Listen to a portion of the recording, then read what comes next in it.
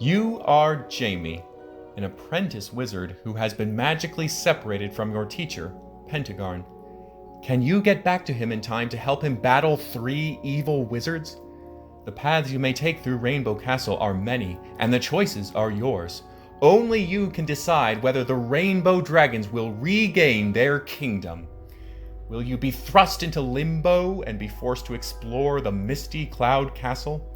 Will you go into the dungeons and meet the strange monsters that inhabit the depths?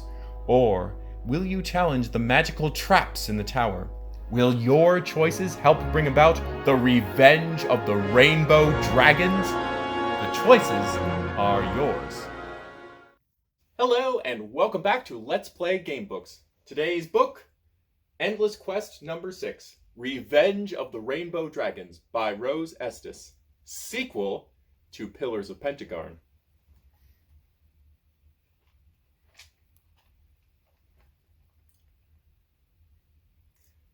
Foxes aren't supposed to fly, Jamie, Fox says nervously as he hovers in midair. How about putting me down? Leave the flying to Featherface. I feel better on old terra extra firma. Hush, friend Fox, scolds Pentegarn. Consider yourself part of an important lesson. This is the first time Jamie has levitated an object, and you know he needs silence to concentrate. Now I'm an object, mutters Fox in disgust as he dangles above the ground. You ache with the effort of holding the spell. Just as you feel you are mastering the skill, a thunderous noise rolls through the room.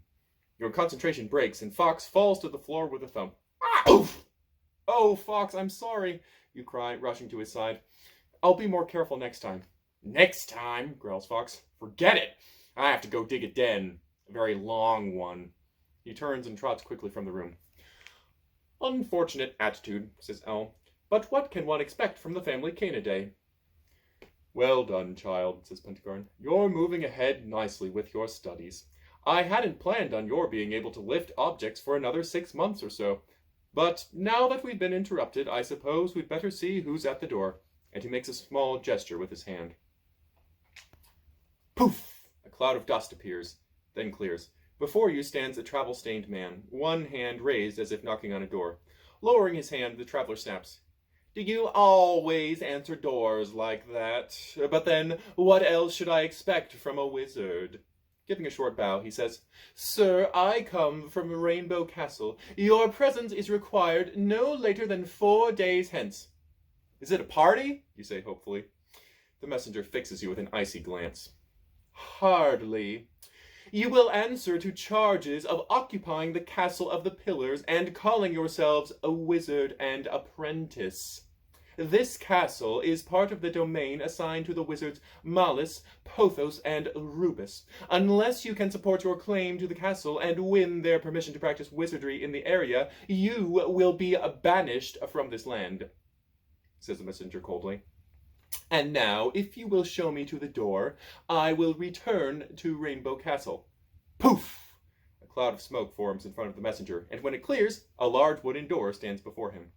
A mere first-level spell, sneers the messenger. You'll have to do better than that at Rainbow Castle. Still sneering, he turns and strides out of the room. Rainbow Castle? Wizards? What this all about, sir? You ask worriedly. Centuries ago, when I lost my kingdom to the evil one, Rainbow Castle was in the hands of the forces of good, sighs Pentegarn. And the 3 brothers, Malus, Pothos, and Rubus, were apprenticed to a third-rate wizard. Obviously, while I was in the evil one's power, the balance changed. I think we had better meet with them. It is always best to be polite. I think I'll sit this one out, says Fox, poking his head through the doorway. That feller didn't look too pleasant, and he's only the messenger. Pshaw, says Elle. Don't be such a coward. Remember, cowards die 1,000 deaths. The valiant die but once. Go feather a nest, beak brain, growls Fox. We will let Jamie decide. As my apprentice and the heir to this kingdom, Jamie must learn to make good, sound decisions, says Pentegarn. And suddenly there are 3 pairs of eyes staring at you. Well, you say, thinking quickly. The way I see it, we have only 2 choices. Go to Rainbow Castle and see if we can work out our problems with our neighbors, turn to page 110, or ignore them and don't go, turn to page 83.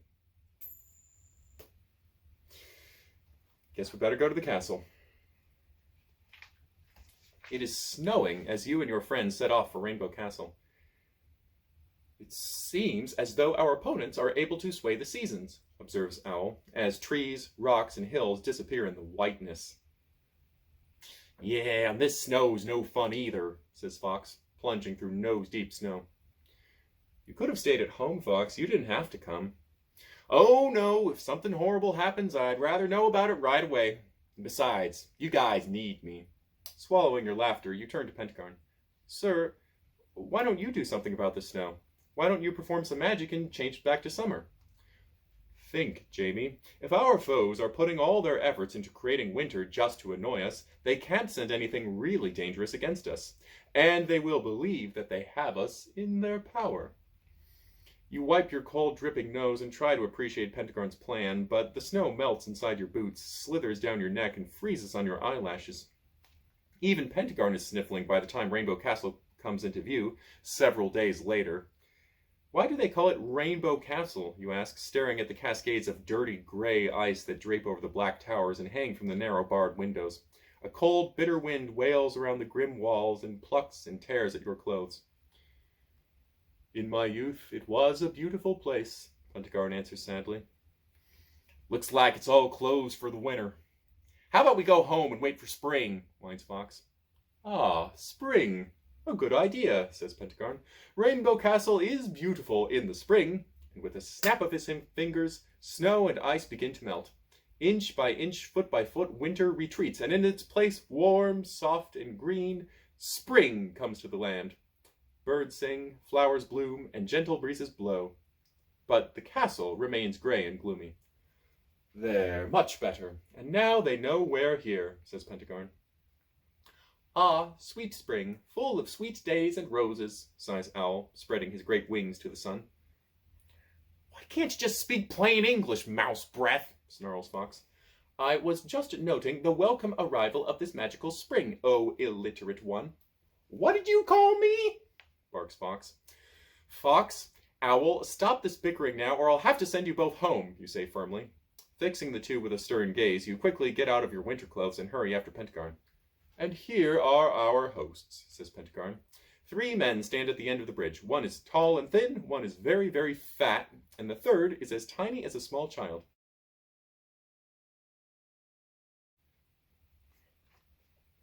See here, Pentegarn, what is the meaning of this? Demands the tall, thin wizard.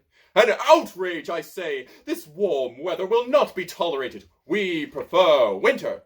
And with a wave of his hand and a loud clap of thunder, spring vanishes as if it had never been, and winter descends in a flurry of flakes. Clucks Pentegarn. I was enjoying the spring myself. And with a gesture and a sheet of lightning, winter is again replaced by spring. The 3 wizards grind their teeth in rage, their faces purple with fury. Now the tall wizard steps forward and begins to make magical gestures. Pentegarn replies with movements of his own. Sparks fly and sheets of flame erupt from the wizards. And winter and spring flicker in and out. The 2 wizards stand firm as the air crackles from white to blue, warm to cold.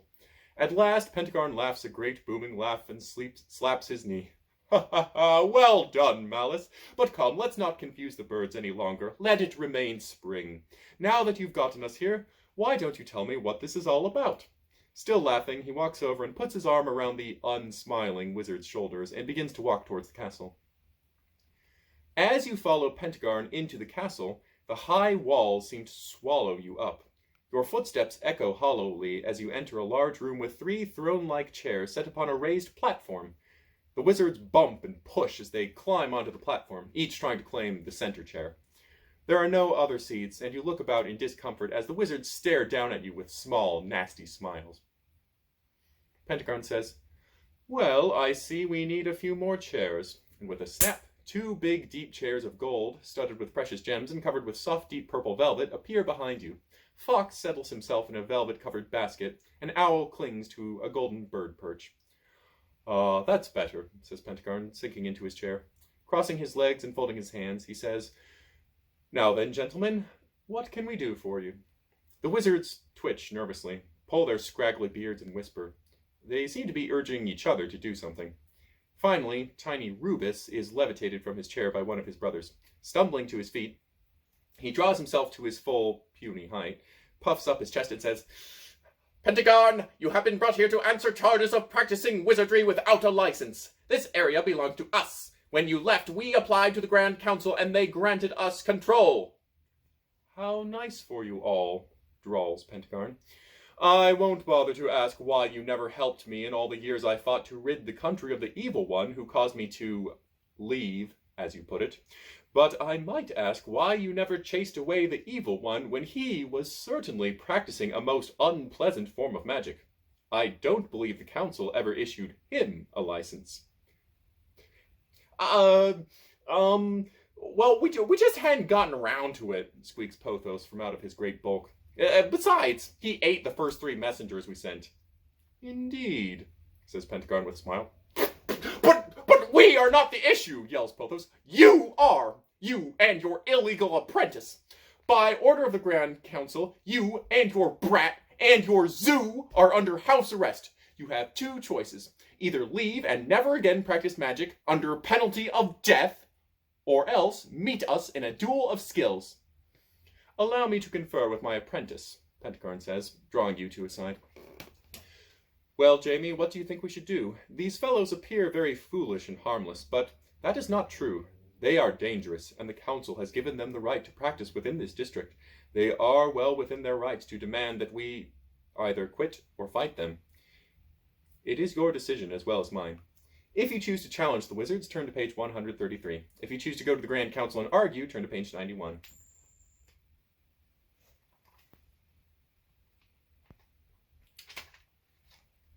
We accept your challenge, gentlemen, says Pentegarn. Excellent, says Rubus. These are the rules. No magical items may be used. Your staff, ring, and cube must be set aside, and we will remove all of our special aids. As he speaks, a variety of rings, charms, and necklaces clatter to the floor. Any magic, so long as it is performed by your skills alone, is allowed. How do we know you're not hiding something special, you ask? Would we do that? Protests Pothos. Do owls fly? Sneers Fox. Any other rules? Says Pentegarn. No, it's very simple, replies Pothos. The 4 of us go into the Great Hall, and whoever emerges alive wins.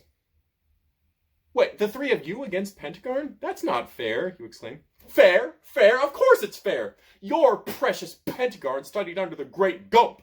We had to settle for the lowly Scrumbog, and we only learned things from him when we could wake him up or keep him from getting drunk. And you forget that Pentegarn's at least 300 years older than we are. He's had all that time to practice and acquire new knowledge. It will take everything we 3 know to make it fair. But we do have a few tricks up our sleeves. Don't worry, Jamie, says Pentegarn. Everything will be just fine. Don't be so sure of that, sneers Mollis. Well, now there's no reason to wait. Let's begin, says Pentegarn, striding toward the door. You trail after him uncertainly. Halt! Screeches Rubus. Where do you think you're going? No one goes into that room except us. The zoo stays outside. Just give me the word, kid, and I'll bite him, snarls Fox. The fellow is correct, Jamie, says Owl. The contest is not ours. We must not intrude. But what am I supposed to do? You exclaim angrily. I can't just sit around here twiddling my thumbs. No, indeed, says Malice. We would like to know that you will not be twiddling or meddling while we are occupied. What do you suggest? Asks Pentegarn. We have several suggestions, says Rubus, rubbing his hands together. You can go to Limbo. It's very nice at this time of year. Turn to page 139. You can rest in the tower. The view is quite nice. Turn to page 136. Or you can relax in our game room in the basement. Turn to page 33.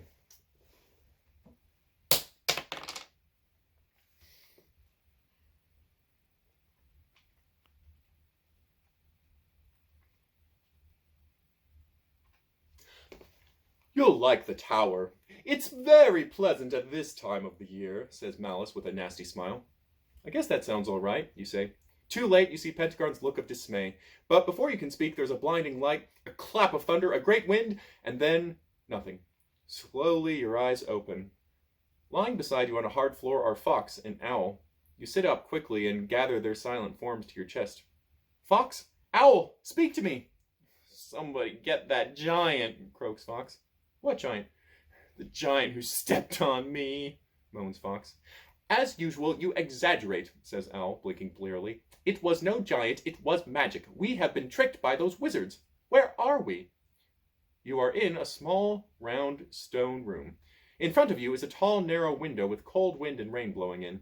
Looking around, you see a threadbare carpet, a heavy wooden door, and an empty stone fireplace. Nothing else. Ooh, wonderful. The tower's pleasant this time of the year. Ugh, mimics Fox, shivering inside his thick coat of red fur. What now, kid? Do something before we freeze to death. Perhaps we should first do something about those spiders, says Owl. Spiders? What spiders? You ask, looking about wildly in a panic. Owl points upward with his wing and says, those spiders. Coming down from the ceiling are at least 24 large, nasty-looking spiders. Do something! Screeches Fox. They look poisonous! I could eat them, suggests Owl. They won't hurt me. Turn to page 52. I could squash them as they fall, you say. Turn to page 149. Don't touch them, cries Fox. Use a magic spell. Turn to page 67. All right, I'll squash those spiders. As the first round black body falls, you slice its silky thread and step on it. Ha! This won't take any time at all, you say. And for the next few minutes, you slice threads and crush spiders without stopping. Then you notice that there seem to be more spiders than you realized. You move faster and faster, but the spiders drop even more quickly and in ever-growing numbers. Suddenly, you feel a sharp sting on your neck. Ignoring the pain, you continue killing spiders until you realize that you're slowing down, like a machine grinding to a halt. Slower and slower you move. Your arm is almost too heavy to lift. In fact, your whole body is heavy and tired. Maybe you'll just lie down for a second, and then you can get up and fight some more. You sink to the floor, ignoring Fox and Owl's screams, and fall into a deep sleep. Instantly, the spiders swarm over you and begin weaving a cozy, form-fitting cocoon of soft silk around your body.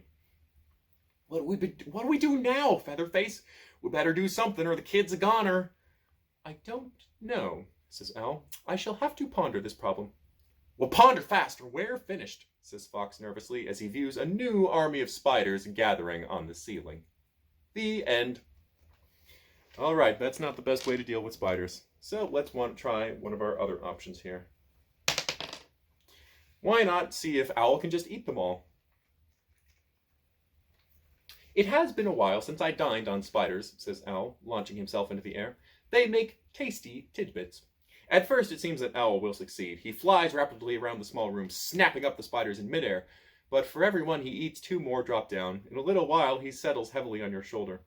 I don't believe I could even think about eating another bite.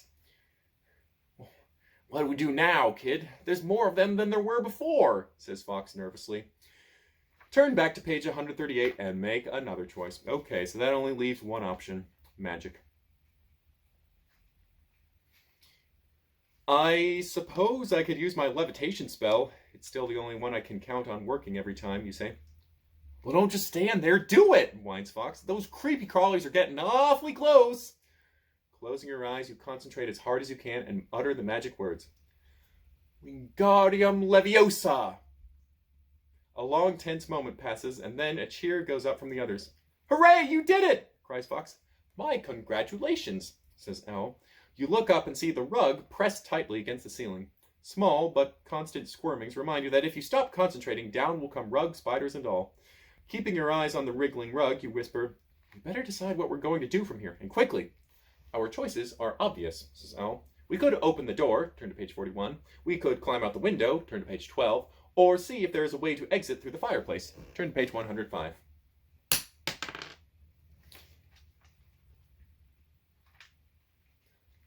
I don't want to climb down the tower, whines Fox. Neither do I. I hate high places, you say. Let's try the fireplace. Still concentrating on keeping the spiders trapped at the ceiling, you edge backward into the fireplace. Sure is dark in here, you say, groping about in total darkness. It usually is inside fireplaces, snaps Fox. Where to now, Pathfinder? Wrong edition. Down, says Owl. I perceive a staircase to our left. I know not where it leads, but it seems unlikely that we will encounter the wizards here, so let us proceed. Holding Fox in your arms, you start down the dark, narrow stairway. All of a sudden, the stairs disappear beneath your feet, and you begin to slide. Faster and faster you move. Whomp! You crash into Owl, who collapses into your lap. Rushing along at a fearful speed, you try to grip the walls and brace yourself against the downward plunge. But you can't. I seem to have made a mistake! Squawks Owl. There is a sense of weightlessness, of flying through the air, and then you abruptly crash to a stop. All is silent, except for a muttered moan. Please turn to page 33. Oh, what happened? Where are we? Wails Fox, opening his eyes. We are in a narrow corridor, dripping with slime and foul fluids. It appears to be the home of numerous tasty rats, answers Owl. Wait, here's a sign tacked on the wall. It says, Welcome to the game room. You peer into the blackness surrounding you and groan. Some game room? This is a dungeon! Those wizards tricked us! So they must be planning to trick Pentegarn. We've got to get out of here fast and get back to help him. Easier said than done, says Owl. Awoo! Wails Fox, and the noise echoes through the darkness. Be quiet, Fox, you yell, grabbing him and holding his muzzle shut. None of us wants to be here, but until we figure out where we are, we can't figure out how to get out. And don't forget, there are usually all sorts of dangerous monsters and other creepy things wandering around in these old dungeons, so be quiet unless you want to be dinner for one of them, you add sternly. Right now, the most important thing to do is to figure out how we're going to get out of here. Do you pick up any clues with your special senses? You ask the two animals. As a matter of fact, I have spied a most peculiar rainbow-colored cord that appears to be attached to the wall and gives off a faint glow, says Owl. It stretches off to our left. Cautiously, you let go of Fox's muzzle, hoping that he won't start howling again, but he only lifts his nose into the air and sniffs. To our right, I smell a strange, fungusy, foresty, earthy smell, says Fox. And I hear something moving. Very good, you say. 2 clues. Well, which way should we go? If you want to follow the glowing rainbow cord, turn to page 43. If you want to find out what's moving about and smelling earthy, turn to page 68. All right. Let's follow the cord. The cord is velvety smooth to the touch. Although it glows with a soft, warm, shimmery rainbow of colors, it sheds little real light. The darkness presses in on all sides. Where'd you think it goes? Asks Fox. Let's go find out, you answer. Holding the shining cord in one hand and your dagger in the other, you advance slowly. You see anything yet? Whispers Fox. I'm not sure. I think there's some sort of pinkish light up ahead, you answer. Correct, says Owl. Cautiously, you approach the light. Soon you make out a doorway filled with a dull, pink, glowing fog that seems almost solid. You cannot see through it. Oddly, the cord does not go through the door, but continues down the dark corridor. What do we do now, you ask? I hate this darkness. Let's go through the door, says Fox, dashing in. If you choose to follow, drop the cord and turn to page 69. I think we should follow the cord, says Owl. If this is your choice, turn to page 72.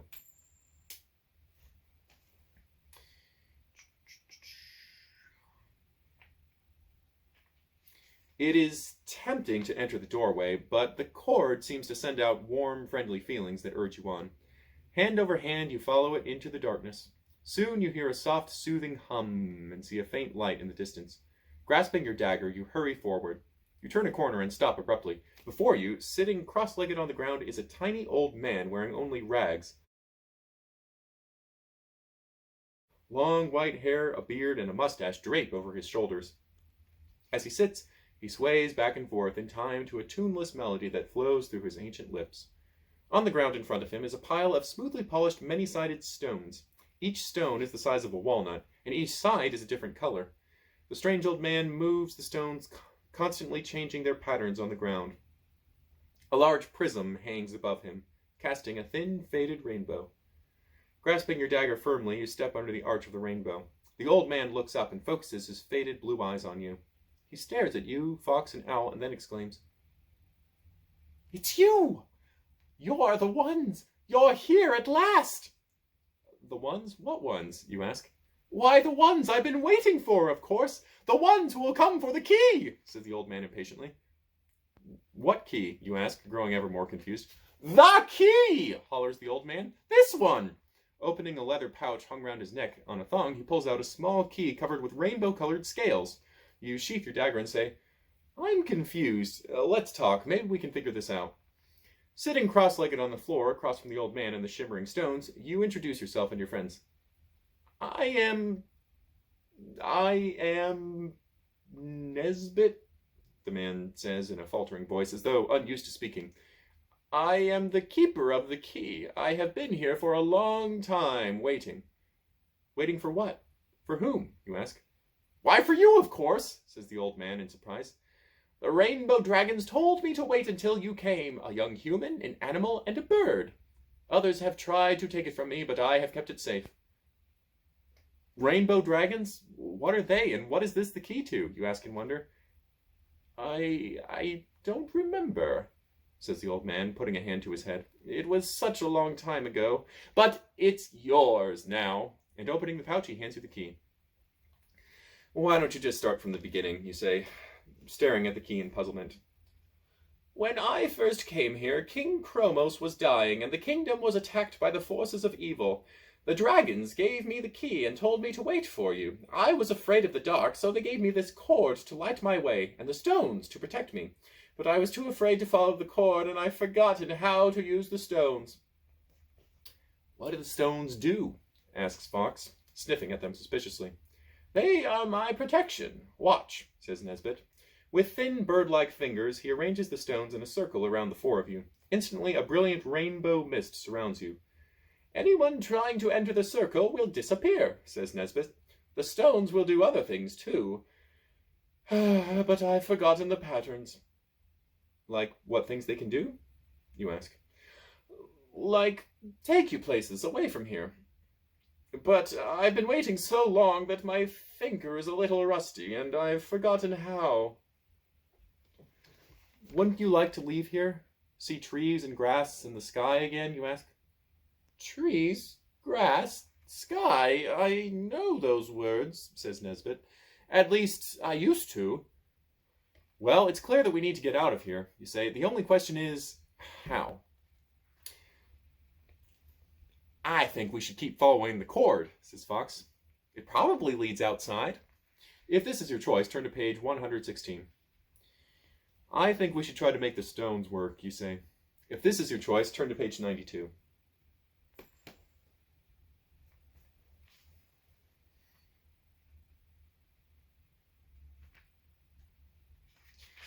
May I see the stones, Nesbitt? You ask gently.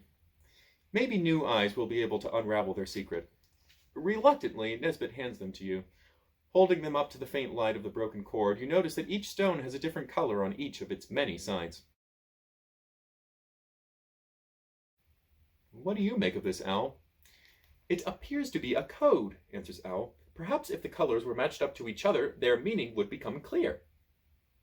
Colors? What colors? Asks Nesbitt, pushing his face close to the stones.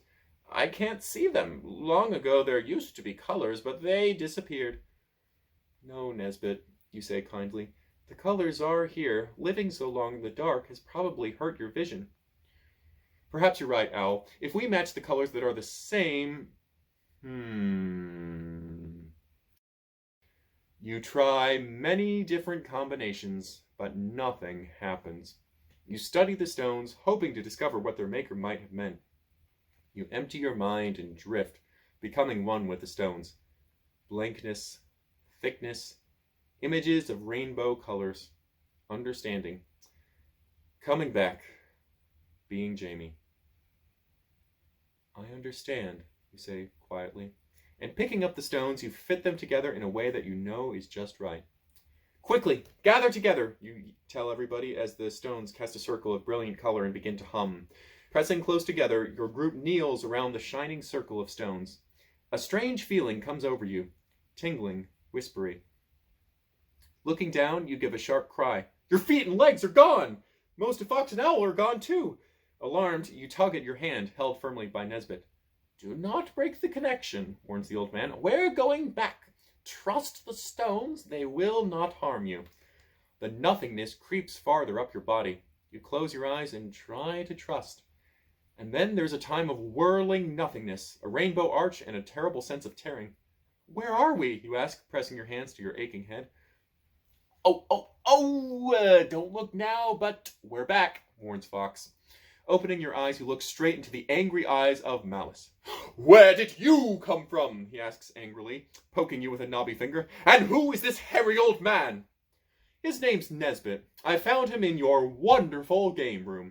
He says the rainbow dragons told him to wait there for me, and he gave me this. You hold up the key. It glows and pulses in your hand. It's the key, whispers Malice, his eyes wide. Then he calms himself and says, I see you have found our key. It was really a test. We sent you to the game room to see if you could find it for us. You passed the test. You can give it to me now. Don't trust him, kid, whispers Fox. Where's Pentegarn? Chirps Owl. Is this outside? I remember it being brighter, says Nesbitt. Where's Pentegarn? You demand, holding the key behind your back. Don't worry about him. He's finished. Just give us the key, demands Rubus. Suddenly, you notice that all three wizards hold magical amulets in their hands. What? You cheated! You shout. You said no magical devices were allowed. Where's Pentegarn? What have you done with him? Give us the key, and we'll give you your precious Pentegarn, snarls Malice. Here's your old key. I don't want it, you cry, throwing the key across the room. All three wizards throw themselves upon it. Mine, cried Pothos. I saw it first. It's mine. I'm the oldest, screams Rubus. It's mine. I'm the best, hollers Malice. As you watch, all three wizards grasp the key at the same time. Instantly, there's a deafening noise and a bright flash, and you're thrown to the floor. Picking yourself up, you look for the wizards and the key. You see the sparkling key on the floor. Next to it sits a large, fat toad, eyes bulging with alarm. A long, slender black snake is draped over the toad's head. At that moment, the toad and the snake spot an ugly, furry, black spider crawling across the floor. There's a frantic hopping and slithering as both creatures chase the spider through the open doors and out of your sight. Confused and frightened, you hurry to Pentegarn's side. Pentegarn, wake up! I'm not dead yet, Jamie. You don't have to shout, but I have felt better. Staggering to his feet, the old wizard tries to focus his eyes. Where are they? They tricked me. Don't worry, Pentegarn, they're gone. I think they were changed into a toad, a snake, and a spider. Turning, you pick up the key. This had something to do with it. Drop it! Pentegarn cries, slapping frantically at your hand. It's all right, you say. I've held it before and nothing happened to me. I got it from Nesbitt here, who says that a bunch of dragons told him a long time ago to give it to me. Isn't that right, Nesbitt? What? What? Oh, yes, that's right. Cobalt, king of the rainbow dragons, gave it to me. He said that when you came, you would know how to use it. It's the key to the kingdom, Jamie, says Pentegarn with awe in his voice. Once, long ago, the kingdom was united under King Chromos and the rainbow dragons. Life was more beautiful than you could ever imagine.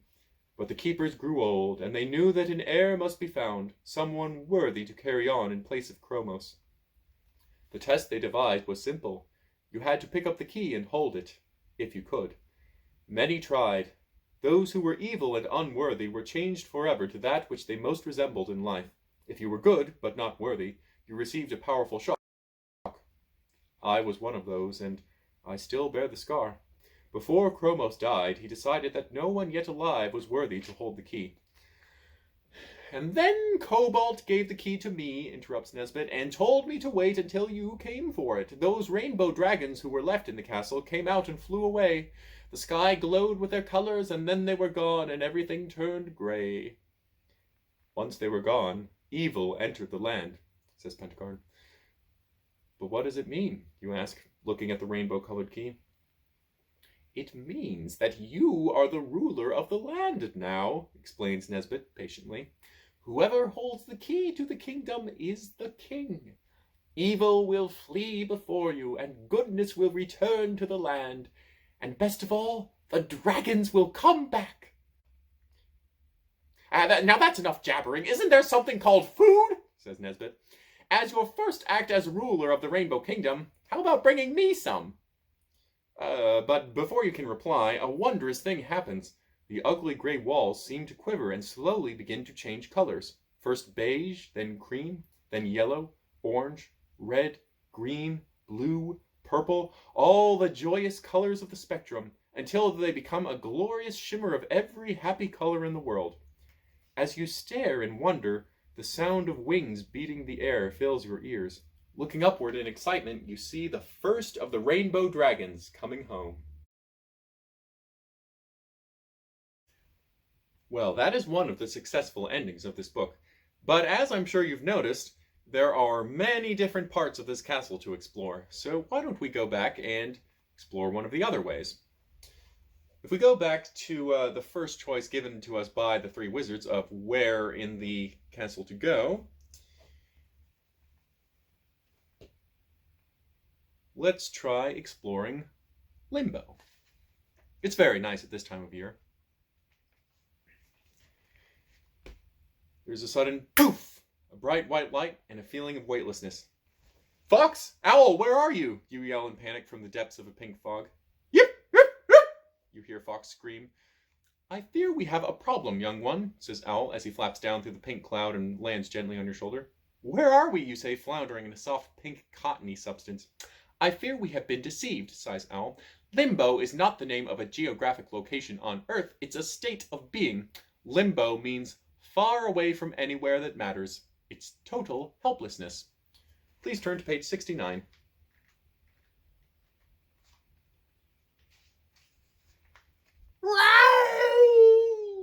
Howls Fox in anguish. Fox! Fox! Come here! Come to me! You call into the wispy fog.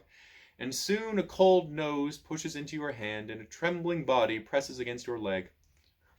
Where are we and how do we get home? Quavers Fox.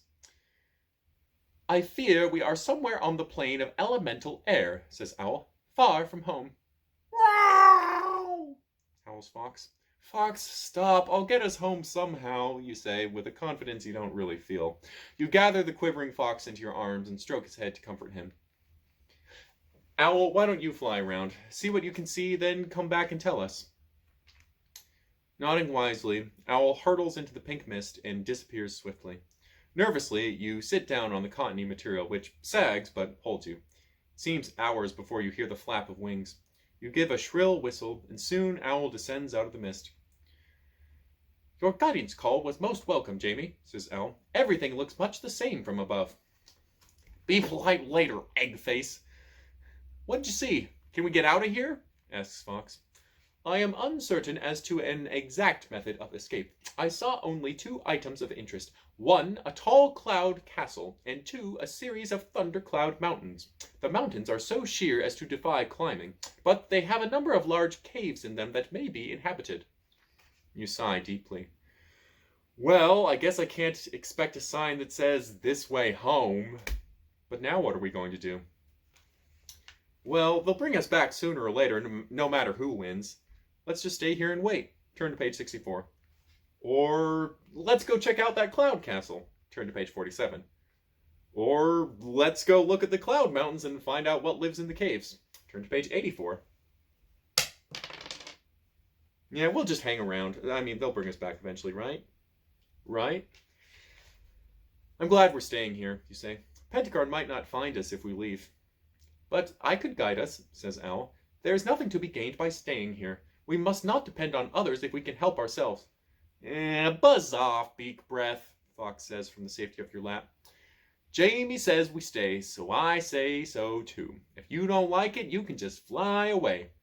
No, Fox, I won't go. We're all in this together. I'll stay too, says Owl as he settles down on a cloud beside you. Time passes slowly. The drifting, misty, cottony clouds make you dreamy. You find that you have no wish to move, think, or act. After time, you notice that your body, and that of Fox and Owl, are becoming transparent. If you squint and look through Owl, you can see clouds passing behind him. You know you should be worried, but that's something humans do. And you're not human anymore. You're a cloud. So you close your eyes and drift away in the wind. The end. Okay. Note to self, don't stay in limbo too long or you turn into a cloud. So let's try something else. We already tried that one. Really want to stay in Limbo. All right, let's go look at the Cloud Mountains and find out what lives in the caves. Walking on the pink fluff toward the Thundercloud Mountains is very difficult. The stuff pulls at your legs like quicksand. Every step is an effort. In a short time, you and Fox are exhausted, yet the Cloud Mountains still seem far away. Not another step, declares Fox. It's unfortunate that I cannot share the gift of wings, says Owl, flapping easily above you. There is quite a pleasant wind blowing. Suddenly, an idea strikes you. Owl, come down here. I have a great idea. Quickly, you take off your long, billowing cape. Now, I want you to take the top of this cape in your claws, and I'll hold on to the bottom, close my eyes, and concentrate on levitating. Fox can climb into my vest. The way I figure it, when I get up high enough, the wind will catch the cloak like a sail and blow us over to the mountains. What do you think? Isn't that a good idea? Ask me in an hour, mutters Fox. Truly an inspired concept, says Owl, as he gathers up the cloak in his claws. You close your eyes, concentrate, hang on to the cloak, and up, up, up you go. The wind grabs hold of the material, fills it full, and instantly you're flying through the misty air at a fast pace. But suddenly the wind shifts, and before you can adjust the cloak, you are turning head over heels in the air. Help! Barks Fox. You open your eyes in confusion, and zip! The three of you plunge downward until you stop abruptly somewhere in mid-cloud. You know the one nice thing about flying here? Asks Fox as he climbs out of a deep, puffy cloud hole. When you crash, it doesn't hurt. Although you take a few more falls, you soon master the method and are soaring easily through the sky. The cloud caves are visible, says Owl. I estimate our arrival time to be 3 minutes. I recommend we make an indirect approach. I cannot see the residents of the caves, but it never hurts to be cautious.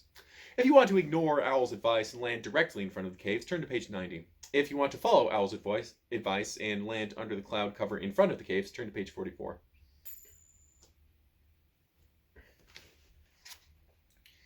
All right, we will... I bet Owl's being overly cautious. Let's just land directly in front of the caves. Like, what could possibly go wrong, you know? You land in front of the caves with a gentle bump. Their openings rise high above you and pulse with a curious multicolored glow. Puzzled, you take a few cautious steps into the largest cave. On the floor before you are heaps and mounds of bright, shining color. Red, blue, green, yellow, violet, and so on, all the colors of the rainbow. Against the wall of the cave are 3 large nests built out of the cottony soft cloud material. Astonished, you walk farther into the cave and look at the piles of color. What can this be, you ask? I don't know, and I don't want to find out, whines Fox. Look at the size of those nests. Whatever lives here is too big for me. I'm getting out. You turn to argue, but the words die on your lips, and you stand in silent terror. Crowding into the mouth of the cave are 3 dragons, and they are all glaring at you. Intruders! Squeaks the smallest dragon. Robbers! Growls the medium dragon. Lunch! Roars the largest dragon. You back up slowly, excuses coming to your lips and dying unsaid. You know you're not really an intruder. You're definitely not a robber. And you hope with all your heart that you're not lunch. The end. Okay, don't land in front of the caves. What would have happened if we had gone to the cloud cover instead? Settling down in the dense cloud cover, you stare at the caves. All you can tell is that they are very large. A peculiar multicolored glow shimmers through the opening, but you do not know where it comes from or what could be making it. Why are we sitting here? Growls Fox. Let's go down there and check it out. No, let's wait. I'd like to see what lives in there before we have to face it. Fox grumbles, but does not argue. You do not have long to wait. Around a Thundercloud Mountain come 3 of the most unusual dragons you've ever seen.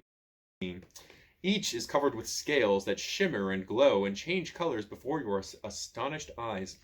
The largest dragon is in the lead, holding a chunk of bright blue substance in its jaws. Behind it, a slightly smaller dragon carries a mouthful of crimson red. Last of all is a small, delicate dragon who carries a little bundle of golden yellow. With grace unusual for animals so large, The immense creatures flow smoothly through the air. The sun bathes them in light, sparkling on the multicolored scales and filtering through gauzy, transparent wings.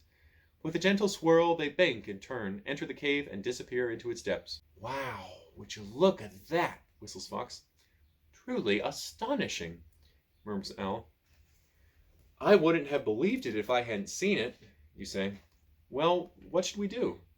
They look pretty nice to me, not at all like the dragons I've read about. They're so beautiful. Maybe they're friendly. We could try to talk to them. Have you lost your grip? Are you nuts? Says Fox. A dragon's a dragon. The only thing dragons understand is violence. Kill them? Yes. Talk to them? No. I myself attempt to avoid danger whenever possible. I suggest that we avoid this confrontation completely, says Al. If you want to talk to the dragons, turn to page 150. If you want to fight the dragons, turn to page 65. If you want to go to the Cloud Castle, go to the next page.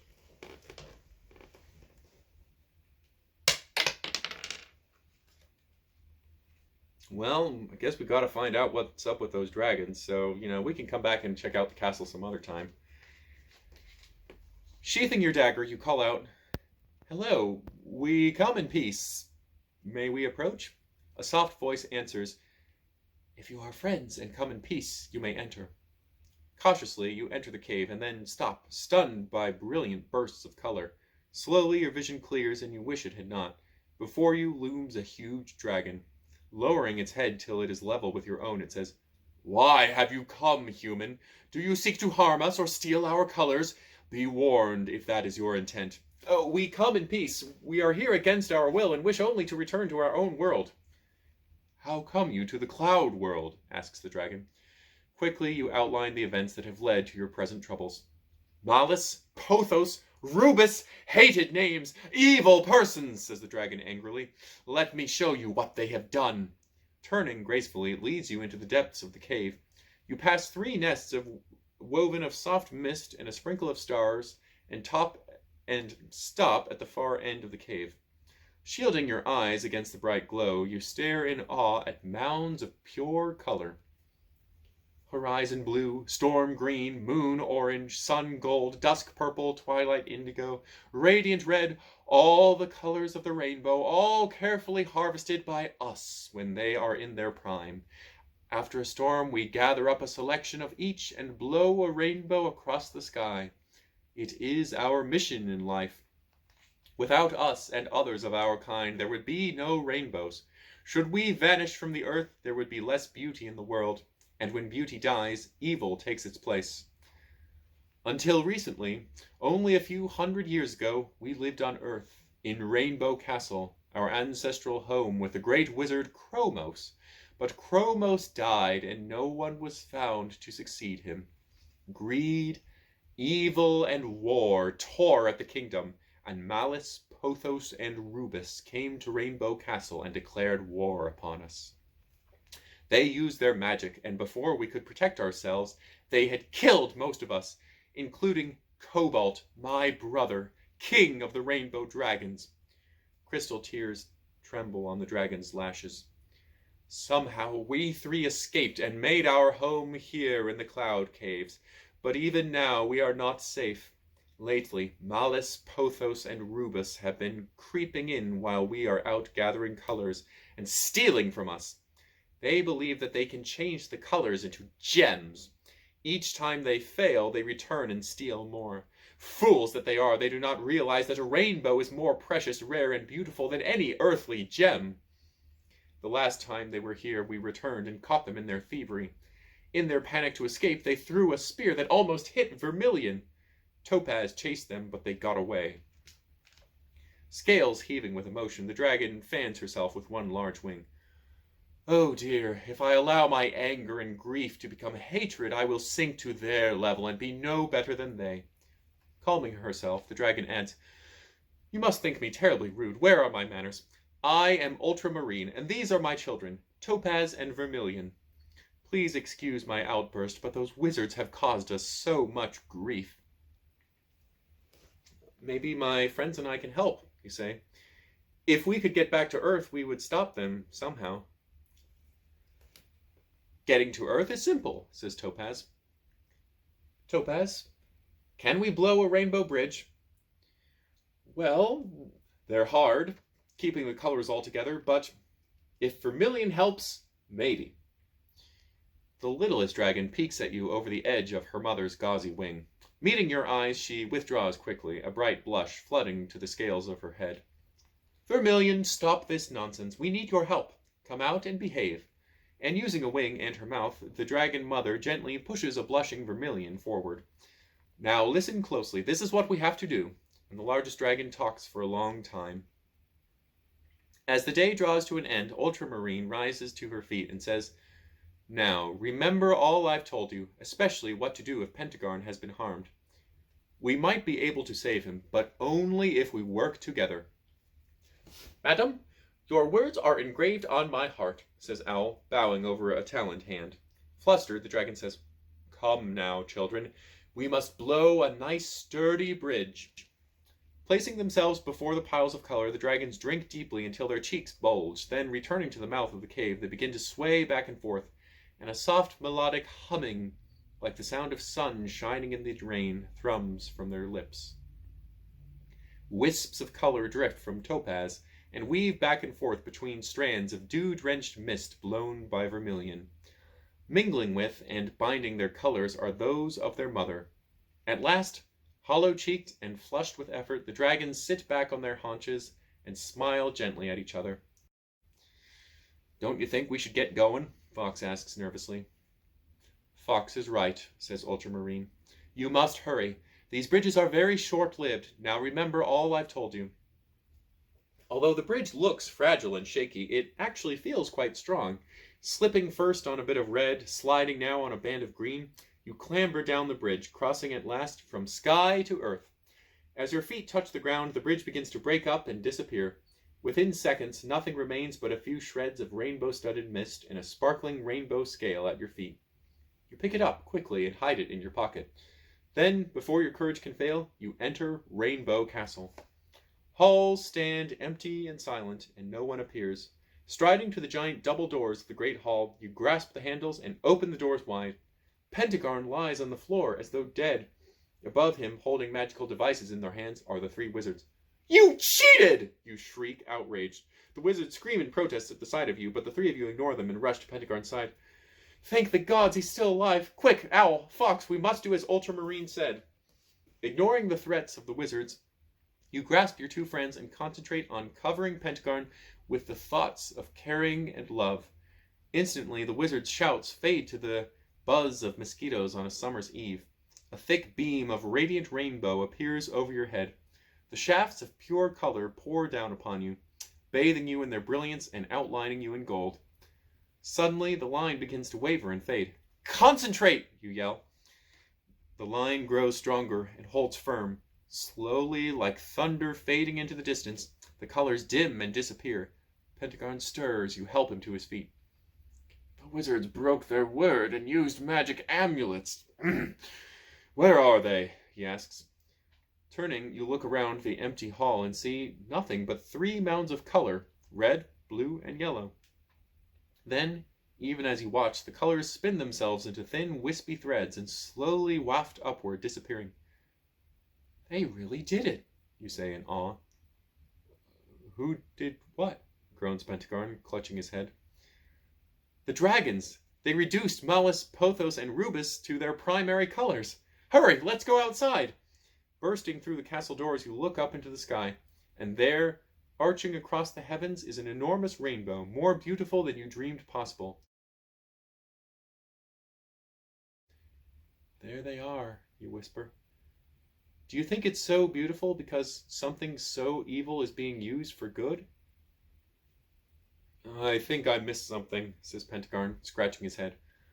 Don't worry, I'll tell you all about it, says Fox. I was great. The end.